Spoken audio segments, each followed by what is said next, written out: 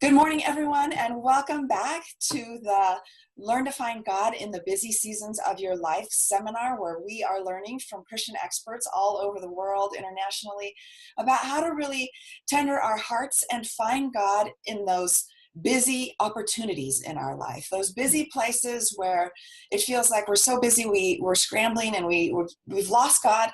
How do we get God back? How do we go back into the flow of finding Jesus, even in the middle of those series? This morning, I have someone very special, and I am super excited to get to know her a little bit and to have you get to know her.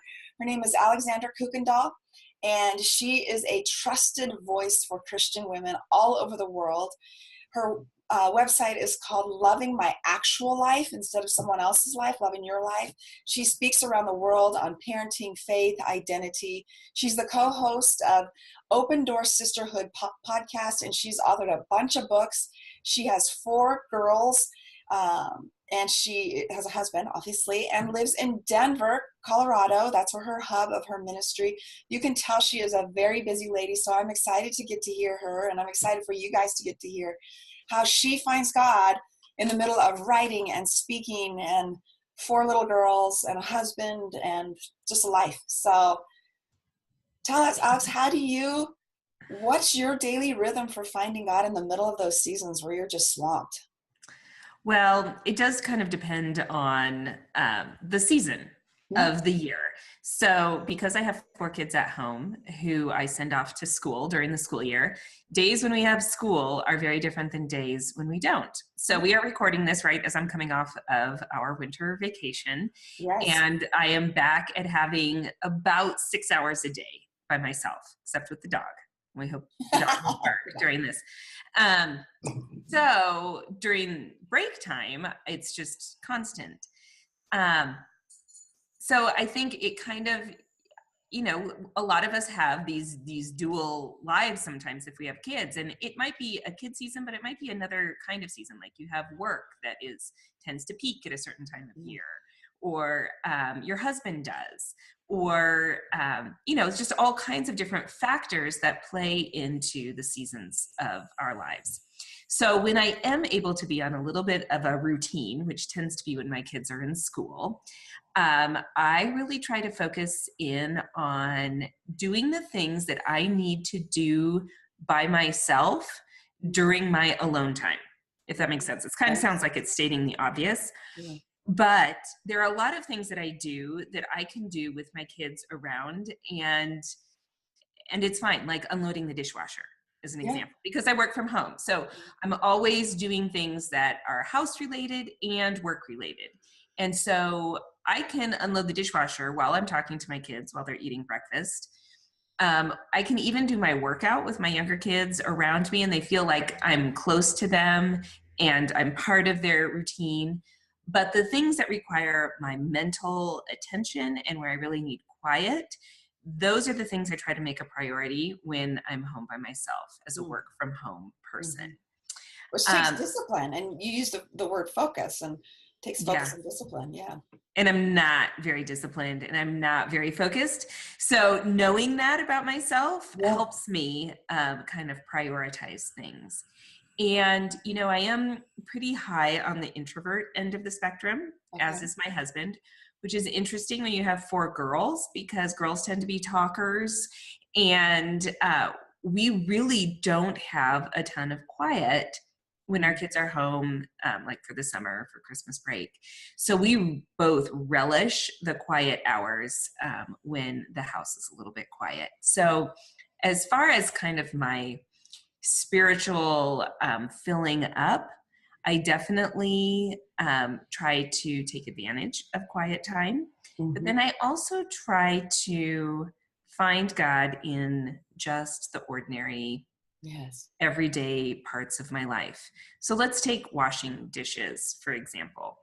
I can be connecting with my kids or my husband while I'm doing it.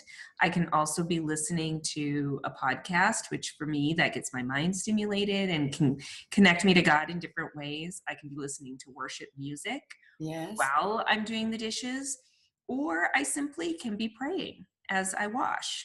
And I think there are some things that you can do as you move around your house, your daily routine. For me, I spend a lot of time in the car because of the ages of my kids. And so I have to ask myself, okay, how do I maximize this time in the car so that it's not just wasted? And how do I maximize it relationally? So that might be with the people that are in the car with me. Mm-hmm. It might be on the phone talking to somebody, but it also might be worshiping, praying, because I've got access to the radio. And as long as I keep my eyes open and my hands on the wheel, the eyes open, Alex. Right, eyes open, hands on the wheel. I mean, I can rock it out if I'm in the car by myself and really have some worship time. And so it's finding those pockets of the day where I think, you know, there's no reason why I can't focus my mind and my heart on God right now. Mm-hmm. And it goes back to that word focus. I think you said that 3 or 4 times sprinkled through there, is that your focus and your intent goes back on God. Right. And as a person who is naturally distracted, like, it's terrible that my job has me on the computer, because the internet for me is like one big, huge distraction. It's huge distraction. So as far as like getting work done, I know that I'm like, oh, a bird over here, because I find so many things interesting. So knowing that about myself, it really helps me if I'm looking for God in a certain area of my life. Mm-hmm. So I wrote a book a few years ago called Loving My Actual Life, mm-hmm. where I did a 9-month experiment where I focused in on a different area of my life for a month. And I thought, if I focus in on this one area, will I love my life more? Will I be more content? But also, will I be more connected to the people in my home? Will I be more connected to God? And, you know, some of the focus months were quite broad. Like the first month was quiet. And again, as an introvert, I know I need quiet, and it's hard for me with 4 kids to find quiet. Mm-hmm. And then some were much more specific, like meal planning. It's just something that I do multiple times a day. And if I focus in on that and make some small changes, will I be essentially happier? Yeah. And what was interesting is that as I put my focus on whatever the subject was, whether it was creativity or my physical health or the morning routine, I mean, those were all areas where I did a month-long focus. No matter what it was, if I was focusing in on it, mm-hmm. and really considering, what does my life look like and how does this one area impact my quality of life and what changes can I make, I found God in those places. Wow. Because I was centering around them. So take morning routine. Mm-hmm. I figured that's one of my months. Month 2 was morning routine. That's a very tactical, practical thing, which I went into it with that desire. Like, the way I send the people out into the world from my home is going to set their tone for the day, and it's going to set my tone for the day. Yes. And there's some really practical things I can do to make our mornings run more smoothly as a family of 6 people. But as I was spending time thinking about and considering how can I make our mornings run better, I got some practical tools, you know, about putting the kids' clothes out and, you know, having food in the pantry for breakfast so that I'm not just starting the day by looking in the cupboards, asking myself, what am I going to feed these? What am I going to make? Yeah. Right. So, I mean, there were some practical things, but there was also this element of God's grace and renewal every morning, this refreshing element. And I was coming off of the month of quiet, where I really was trying to spend more quiet time with Him, mm-hmm. but recognizing that mornings are a real sacred time, because it's God saying, we're starting this day together again. New. I'm meeting you here no matter what your day holds, no matter what you're bringing in from yesterday, no matter what your to-do list is, no matter what you didn't finish on your to-do list yesterday. I am with you and I am in it. And so if I consider mornings as, okay, this is my time to recalibrate for just the next 24 hours, mm-hmm. I find God in it. And so I think for women, especially women who are really busy and have a lot of stress points, mm-hmm. if we can hone in on what our unique stress points are, which are going to be different for me than they are for you, right. But based on my family, my work life, my whatever it is, my stressors, It could be health, it could be finances, it could be relationships. If I find the pain points in my day, my everyday ordinary life, and make changes in those areas that were places where they happen daily, the overall quality of my life is going to improve. Yes. And I think a lot of us, we're recording this at the new year, we make these big New Year's resolutions. I'm going to change this big, huge thing in my life. And we don't break it down to the small changes. We either don't actually make that big change and sustain it long term, unless we break it down into smaller steps. Small things, yes. Or we maybe do this one huge change, but we still really hate every afternoon because of carpool, and we haven't figured out a way to manage the carpool better. No. And if we, I think, really tackle those daily tasks in a way that says, I'm going to like carpool better if I have snacks in the car for my kids, because as soon as they get in the car, instead of whining, they will have food in their mouths or whatever it is, right? Yes. So like figuring out the solutions in those daily pain points, I think can make a big difference. I love that idea that you took a word or an idea or a time of day and you did that just for a month, so that you focused, like on the meal thing. I think so many of us open the cupboard and like, okay, what's for dinner? If we just took a month out to say, okay, I'm going to plan just for a month and see if my life is any better. Over the 12, you did it for 9 months. 9 months. Mm-hmm. Did you notice at the end of 9 months that your life got better? Was there any month that didn't make that much of a difference, or did the focusing on the one thing help you make a difference in your overall life?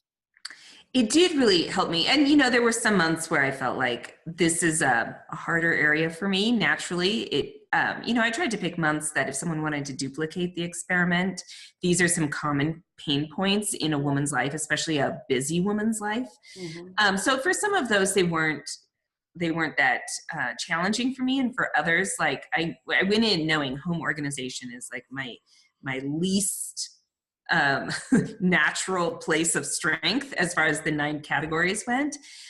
So I went in knowing, for a lot of women. Yeah, I get overwhelmed, and then I just say, forget it. I'm not going to do anything. And instead I spent the month trying to make small changes. But let's take that month, for example. What I found is focusing in on my home and really preparing it for the people that live there allowed me to prepare it for the people who don't. So if someone shows up at my house and my house is relatively clean rather than just a tornado disaster zone, I am much more relaxed and willing to say, come on in. Yeah. Right? Because I've prepared the place. Or if I have a guest bedroom, which that month as I went into the experiment, I was having someone come stay with me.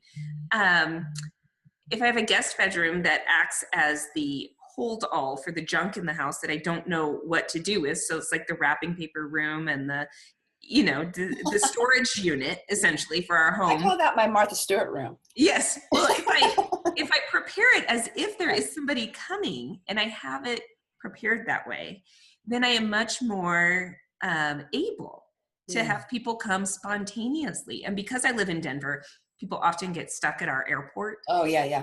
Either because of weather or just because we have so many flights where people are changing planes. And so even last month, I had someone 8:00 at night. Is there any way you have an extra spot for me tonight? And my room was ready. And I could say, just Uber on over and I'll have the porch light on for you. So that's awesome. I think for almost all of the months, the biggest thing was my perspective change to say, if I am prepared in this area, I am more free to serve God and to love Him and love others because I have taken some time to be intentional about this one area of my life. Yeah. And I love that you said, if I prepare, the act of getting ready for, and just having finished Christmas and the Advent season, preparing for Jesus, but in the same way, preparing our home and preparing our minds and our perspective. You said perspective change too. And so much of how we see things and how we do things goes back to our perspective and how we think about it. If we're dreading the morning, or we're dreading the carpool, or we're dreading this, that's going to come out somewhere. Right. I love Right. And this, I mean, the motivation for this whole experiment was my life is full of really great things, really good things, but I was so overwhelmed with the daily responsibilities that I wasn't able to enjoy them. And my kids are getting older, and so I know they're not going to be here forever. Yeah. And honestly, we don't know if anyone in our family is going to be here tomorrow. Right. And so I wanted to fully enjoy the gift that God had given me in every day. And that gets back to mornings, right? To wake up and realize I'm alive, and this is pretty much a miracle. And the fact that these people around me are here too, more miracles. Right. So let's enjoy and live into this life while doing the things we're responsible for. We can't be on vacation every week of the year. We have stuff that needs to get done. So in the context of the stuff that needs to get done, how do I truly relish today as the gift that it is? And how do I enjoy the good gifts God has given me, even if they aren't the things that I am necessarily wanting or hoping for right now? Right. Because the part about loving my actual life is loving the life that I'm living. Right. And often that means circumstances that I wish were different, or that are certainly different than my neighbors or my sister-in-laws. But how do I live fully into this life that God has given me, Right. which is It's unique. yours. Right. And I love that you took the overwhelm and you made it something positive. Well, I tried. And you did, and you're helping people. That's, yeah. I really do think Loving my actual overwhelmed life. Yeah, right. Right. Well, I mean, so much of it is doing an inventory too. And at the beginning of the experiment, I said, is there anything I can take away? Mm-hmm. Any responsibility I can be done with? And really, my first month in the experiment was quiet. And I realized how much time I do spend taking in information that essentially is noise in my life. I spend a lot of time just mindlessly looking at stuff online, whether it's social media or, I'm reading articles. So I'm clicking from this to this to this. So I think, I'm learning. I need this for my work, but I really don't. And so that all that extra noise was something I could strip away for a month. And it made me realize how dependent I was on being distracted. Because when we're distracted, we don't have to deal with the hard stuff that's going on inside. Yeah. And so I think that's part of the busy element too, is busy can be covering up a lot. A lot. Mm-hmm. And so if we stop, we're often afraid to stop. Yeah. And what I've also found is that sometimes the fear is worse than the actual experience of it. Yeah. So we're afraid to stop because we're afraid to deal with what's inside. But then when we do and we examine it and we realize, oh no, God's here with me. Yeah, it's not He's so bad. actually healed me in a lot of ways that I didn't realize. Okay, I'm okay. Yeah. I'm okay. I'm okay. Yeah. Mm-hmm. I think that's so important. I know from my life when I took a pause, and I was busy woman, entrepreneur, just 3 kids at home. I mean, working full time. I had a crazy busy life, but God actually took me out of all that. I struggled with real bad depression, and crashed, went to treatment for depression, but I came out of that season and it was completely quiet. And I realized, dealing with all the stuff that's inside isn't nearly as bad as I thought it was going to be. And it was actually a gift and a sweet season of being in the middle of the quiet. So I love that you did that to yourself, and God didn't have to do that to you. Well, true, right? We don't want to get to that crisis point, that breaking point. No. And I think a lot of us live right on the edge. Yes. Because we're exhausted and we're stressed and we're overwhelmed. Again, often with all good things. Yes. Like I'm committed here and here and here, and because I feel like I should be, or because it's a good thing to be committed to, but not if you're overcommitted. No. And not if you're doing things that other people could do, but I'm a professional counselor, and I was working with a very traumatized clientele, and it took its toll on me. My marriage was falling apart and everything around me. And so it comes back to that focus and diligence. This series is actually part of that coming out of, okay, what does it mean to find God in those overwhelmed times? How can we as women join together and help other women who are overwhelmed pull back and not be overwhelmed? And I love the idea of taking quiet and refreshing and resting. God rested. And somehow I think we're immune to resting. I don't know. We don't take that Sabbath. I love the idea you took a whole month. Yeah. Well, it's hard culturally. I mean, even, I have kids who play sports on Sundays. Yes. So figuring out how to make Sabbath work within your phase of life, because a lot of people do have to work on Sundays, like their paid job happens. So, the idea of Sabbath is what we're striving for, yes. The intent behind it. So how do we find dependable, scheduled times of rest in our routines? Yes. And so we all need that in our regular, right? In our daily, in our weekly, and then in our annual too, to take some time. I was just talking with a friend this weekend who is also a counselor. Mm-hmm. She was talking about how intense her job is. Mm-hmm. And she just a couple of years ago started taking a month off in the summer because her husband is on a school calendar, and so he gets the summers off. And she said, this is how I'm going to make it for the rest of my career, is knowing that I have 4 weeks off where it takes her a whole week to decompress. Yes. And not all of us can take a month off from the stressful parts of our lives, right? If we're caregiving for somebody who's ill, if you're a mom.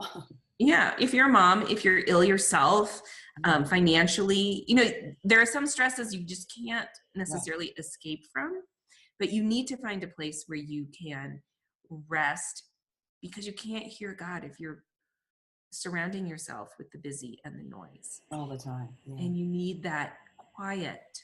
And again, this is the high introvert who's like, everybody needs quiet.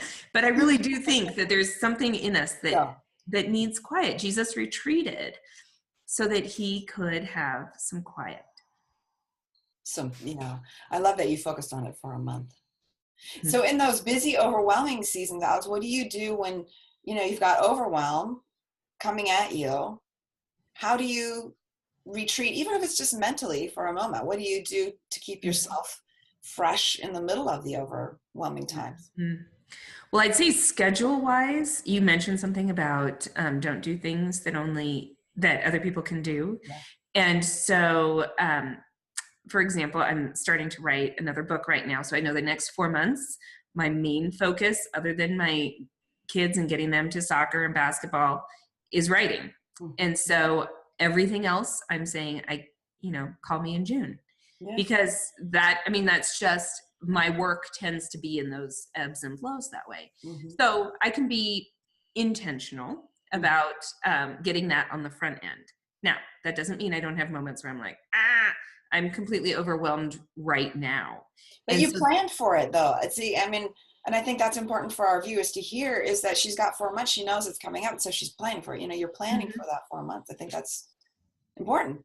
Yes, it is. So there are some things you can do that to kind of front load to know if a stressful time is coming. But then in really the overwhelmed periods of time, I think that the body of Christ is a place to turn. It doesn't replace your quiet time. But if you're in a very practical overwhelmed state, so let's say you're a mom with kids at home and you are hitting a depression bottom, mm-hmm. you need other people to come in and help you. Yes. People who are going to love you well. Sometimes that's your family and sometimes that's not. Yeah. So to have a community of people you can call on when you're feeling overwhelmed is critical. So that's kind of two extremes. That's like planning on the one end, hitting a real crisis moment. But those daily overwhelmed moments, I really try to stop and say, what's going to matter a year from now, 10 years from now? Is it going to matter if I write this email right now? Maybe, but likely not. Okay. But is it going to matter that I listen to my daughter's story right now? Probably, because I am investing in my relationship with her, which is important to me for the rest of my life. Right. So I think it's trying to step back and get that perspective. And when I do, then I often feel some of that stress kind of come off my shoulders. Like, you know what? If she's late to basketball, it's okay. We're all gonna be okay. Yeah. We're gonna survive this. She might be stressed, but then that's a parenting opportunity for me to talk to her about. Sometimes we just need to be late. We need to let it go. Yeah. Just let it go. Yeah. Mm-hmm. Opportunities, taking the opportunities. Yeah. So tell us about your free gift, Alex. So, first of all, I want to say, if you don't have her book, Loving Your Actual Life, get that, because it's going to help you. And she's got at least 9 tips in there about how to love your actual life. So take an opportunity to get her book. But there's also a button to click on. Go ahead and click on the button. And Alex, tell us about the gift that you have for our audience. Well, you mentioned that coming off of Christmas, that Christmas is a stressful time. Mm-hmm. I wrote a spin-off book titled Loving My Actual Christmas that came out this year, and it talks about kind of the practicals of Christmas. But if you go to my website, you can download a Bible study for free that accompanies that. And it's an Advent Bible study. So you may not feel like you need it right now, but you can save it away for next Christmas season. Well, and if you think of it in terms of Advent, Jesus is always coming, right? Yes, I mean, right. There's this expectation and this waiting, this longing for Jesus. So go to her website, download that, check out all of her books, and get a copy of her Loving Your Actual Life, because I'm going to get it, because I think we all need to love our actual life, the life that we are living, like Alex said, not somebody else's life, not the life we wish we had, but the life that we actually live on a day-to-day basis. So that's awesome. Any final thoughts you want to share with us? Well, I think just going back to this idea that today is a gift that God has given us, and we can approach it and all of the responsibilities and stresses with anger and disappointment, or we can choose to search for the ways that God is meeting us and meeting our needs, even if we're in hard circumstances. Mm-hmm. And when we look for him, we will find him, because he's right here with us. I love that. That's it, the nugget right there. When you search, you will find him. That's his promise to us. Circle that in your Bible. Claim it. Hold on to it. So thank you, Alex. Thank you for sharing with all of us. Thank you for taking time out of your busy day to share with me and our audience. I know that I've got some great takeaways, and I think that everyone else does too. So thank you very much. I'm going to push stop.